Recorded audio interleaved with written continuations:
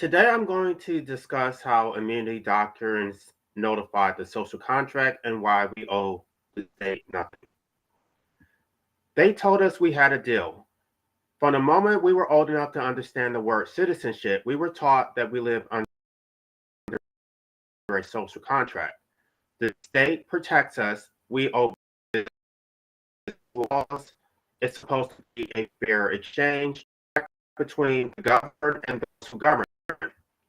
But I want to ask today something simple, something that law schools spend years teaching students not to ask. What kind of contract only runs one way? Because here's the truth that they don't take textbooks. You have obligations to the state, absolute duties. You must pay your taxes or go to prison. You must register for selective service. You must obey every law on the books, federal, state, and local, or face prosecution. You must comply with officers who stop you, courts that summon you, and governments that constrict you. The state, however, owes nothing beyond what it chooses to owe. This is not a social contract. This is a system of enslavement, one where the master calls the instrument of your enslavement a constitution. Let's begin with what we were promised.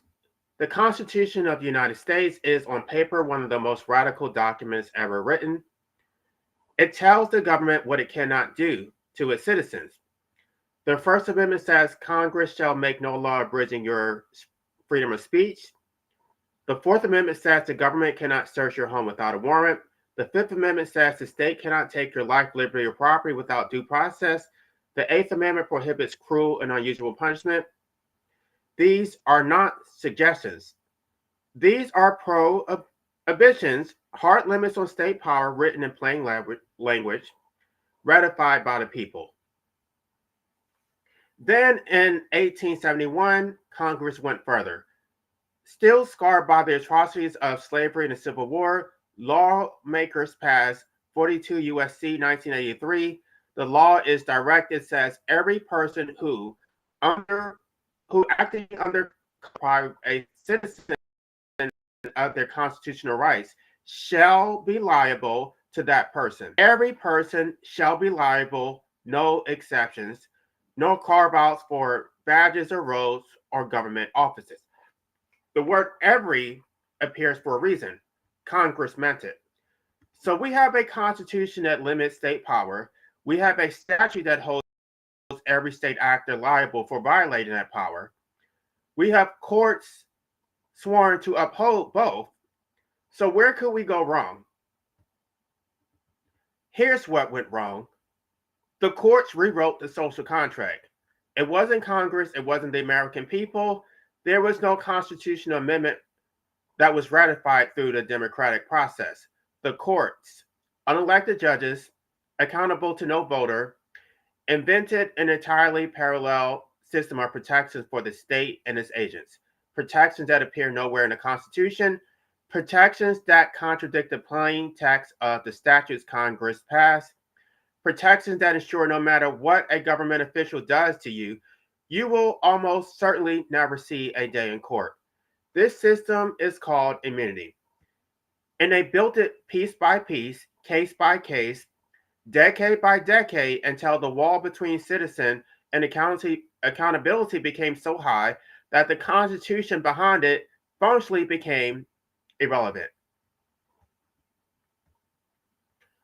The doctrine says a police officer, a prison guard, or other state official cannot be held liable for violating their constitutional rights unless that they violated a right that was clearly established at the time of the violation. To show a right is clearly established, you must point to a prior court decision with nearly identical facts where a court ruled that the specific conduct was unconstitutional. In other words, to sue an officer for violating your rights, you need a prior case finding that right was violated. But to get that prior case, someone had to successfully sue an officer, but they needed a prior case to do so, and so on, going back forever. If officers find a creative new way to violate your rights, a way that hasn't been adjudicated before, in a sufficiently identical factual circumstance, they receive immunity. The right may exist in the Constitution. Everyone in a room may know it was violated, but no court has ruled on this specific configuration of abuse before, which means the officer walks away.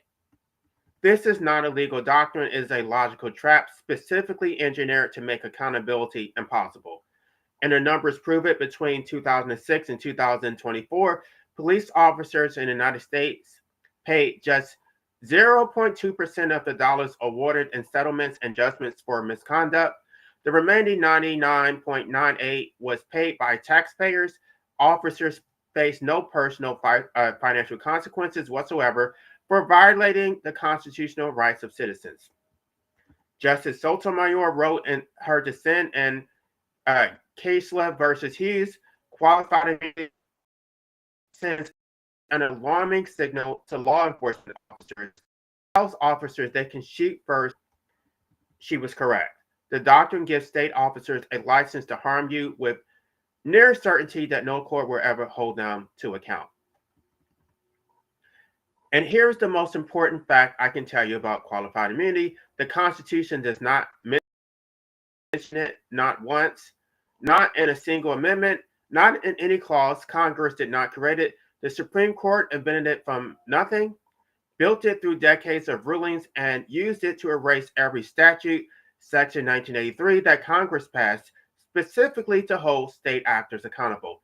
The court rewrote the law that Congress wrote and dared anyone to challenge them for doing so. But qualified immunity is near absolute protection. Prosecutors receive something worse, absolute immunity. If a prosecutor fabricates evidence against you, they cannot be sued. If they withhold proof of your innocence, evidence that could have freed you in 20 minutes, they cannot be sued. If they knowingly put a lying witness on a stand, suborn perjury, or charge you with a crime they know did not exist, they cannot be sued. Even if you spend 30 years in a cage before DNA evidence finally exonerates you, even if the prosecutor knew you were innocent from day one, even if the misconduct was deliberate, malicious, and thoroughly documented, the prosecutor goes home, they keep their pensions, they face no consequences. The Supreme Court invented this immunity, again from no constitutional text, reasoning that prosecutors need protection from disgruntled defendants. Think about that reasoning for a minute.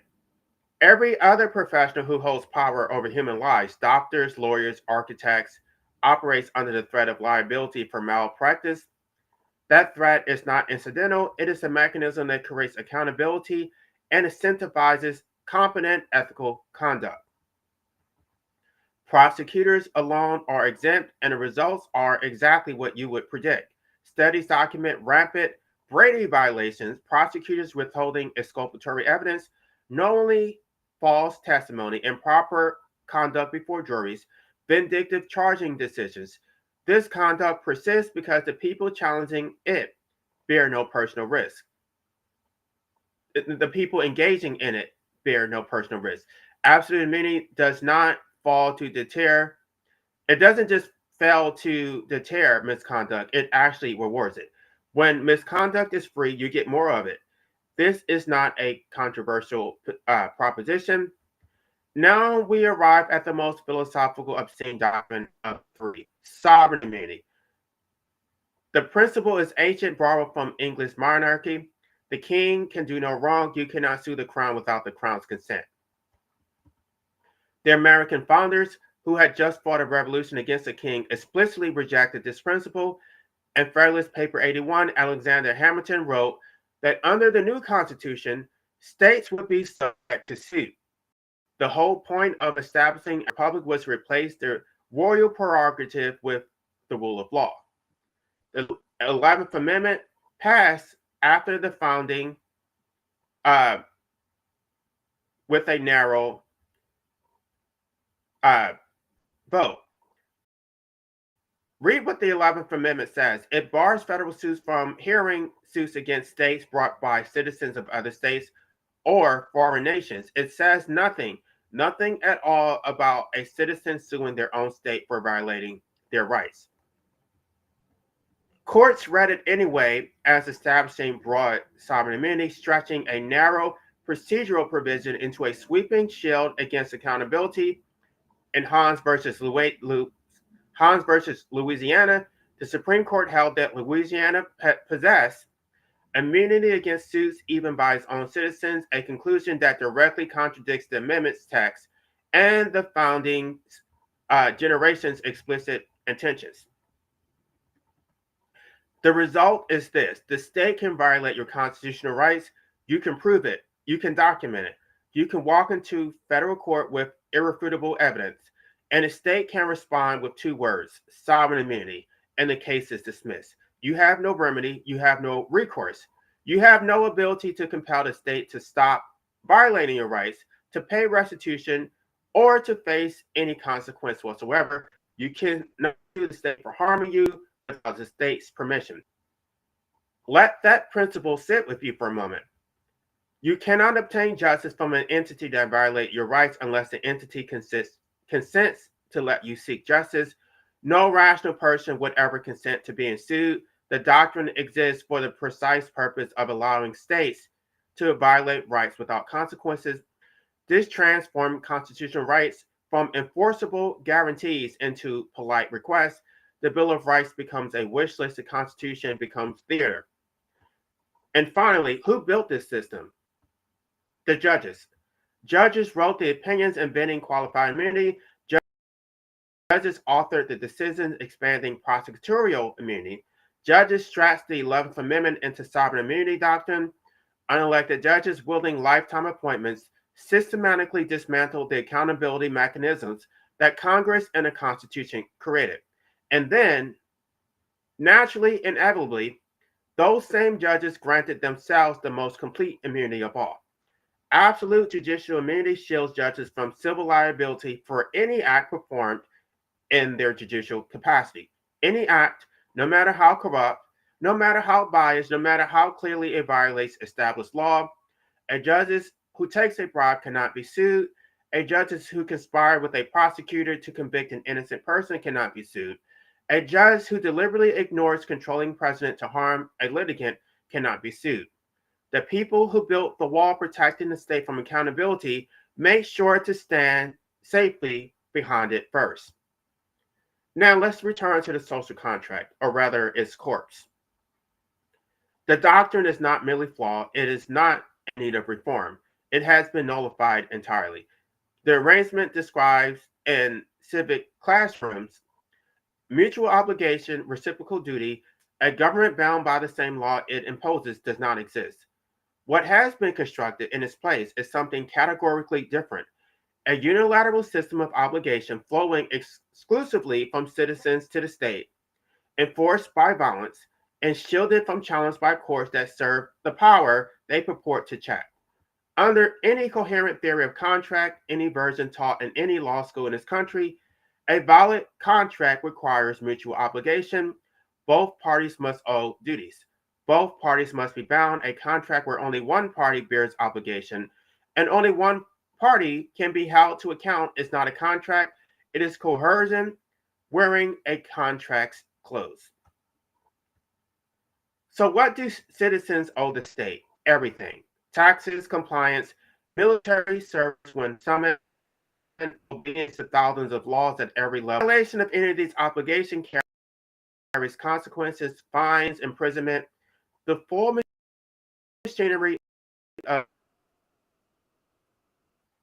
its citizens. Whatever it decides to owe them, it may waive sovereign immunity for some causes of actions or not. Officers may be held liable when they violate, but the courts ensure almost nothing is clearly established. They face accountability when they act outside judicial prosecutorial function, but broadly that misconduct always falls within it. This arrangement is unilateral. That word must be used plainly and without apology. You are bound, the state is not. You have obligations, the state has discretion. The social contract has been nullified, and with it, so have the moral obligations that the state claims to derive from it. This means something important, and it should be said without flinching. You owe the state no moral duty beyond what it has the power to force you to do through violence. No allegiance, no loyalty, no deference beyond the raw coercion it compels. The state has not held up its end. It never intended to. You did not consent to this arrangement. You were born into it before you could speak or reason or agree to anything.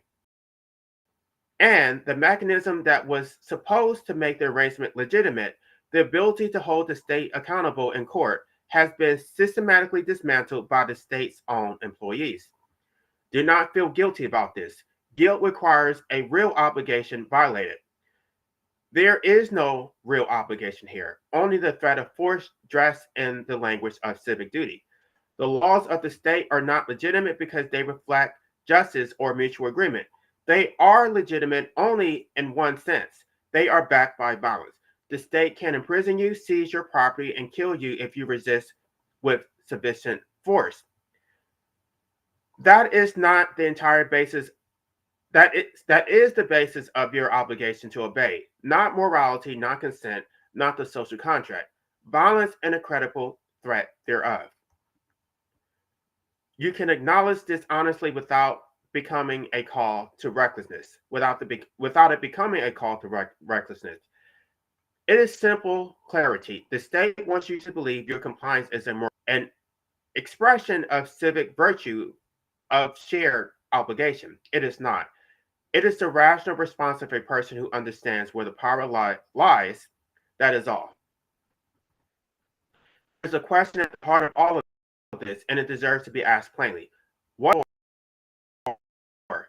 If you ask most Americans, courts exist to protect your rights, to provide a neutral forum where citizens can seek redress for wrongs done to them, to hold the powerful accountable, to ensure that the Constitution means what it says.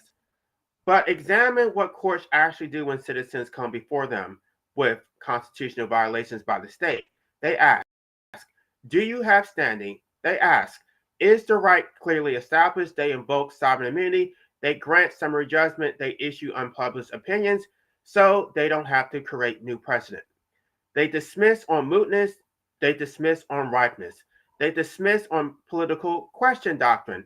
They deploy a vast arsenal of procedural weapons, none of which appear in the Constitution, all of which point in the same direction. Your case will not be heard. Courts are institutions of state power. They were created by the state, funded by the state, and staffed by officials who owe their positions to the state. Asking courts to hold the state accountable is like asking slaveholders to abolish slavery. No institution will declare itself illegitimate. No powerful structure will voluntarily dismantle itself. When a judge invokes immunity to dismiss your case, they are not applying the law. They are protecting the system that appointed them in the first place. They are telling you, in the formal language of legal doctrine, that your rights are real only when the state chooses to honor them, and the state rarely chooses to do so. A constitution with unenforceable rights is not a constitution. It is a promise made by someone who has no intention of keeping it. It is a social contract drafted by one party, signed by the other under duress, and interpreted by the first party's employees whenever a dispute arises. None of this is hidden. The cases are public. The statistics are available. The constitutional text that contains the word immunity, the constitutional text that does not contain the word immunity is readable by anyone. What is required simply is the simple willingness to look at what the system does rather than what it claims to do, to judge it by its outputs rather than its rhetoric.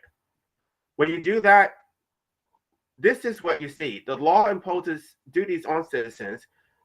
Citizens who violate those duties are prosecuted and imprisoned on the state. In theory, state actors by qualified immunity, absolute immunity. sovereign immunity, and prosecutorial immunity, and a procedural gauntlet specifically designed to ensure that theoretical duties never become actual accountability. On one side of this arrangement is enforceability. On the other side, there is no enforceability.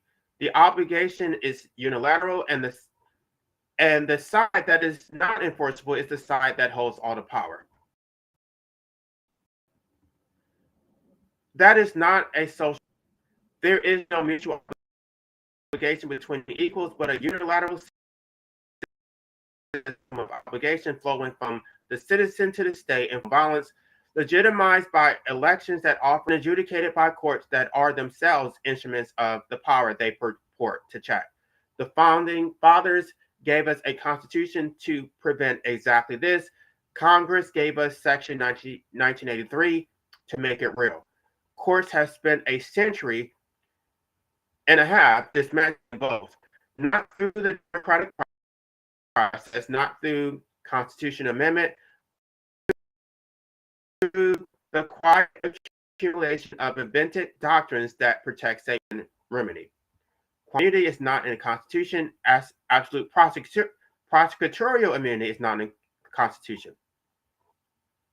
Sovereign immunity, as applied to citizens suing their own states, is not in the Constitution. Absolute judicial immunity is not in the Constitution. They were placed there by the people who benefit from them. So I return to the original question. What kind of contract only runs one way? This is not a contract. This is a fiction. A useful fiction for those in power, a harmful one for everyone else. The question before us is not whether the system has flaws that can be reformed around the edges. The question is whether a system built on unenforceable promises, compelled consent, judicially manufactured immunity for the powerful, and a unilateral obligation can call itself a constitutional democracy with any honesty at all. Rights that cannot be enforced in court are not rights. They are suggestions. They are privileges. A constitution that cannot be enforced against the state is not a constitution. A social contract that binds only one party is not a contract. It is a euphemism for domination.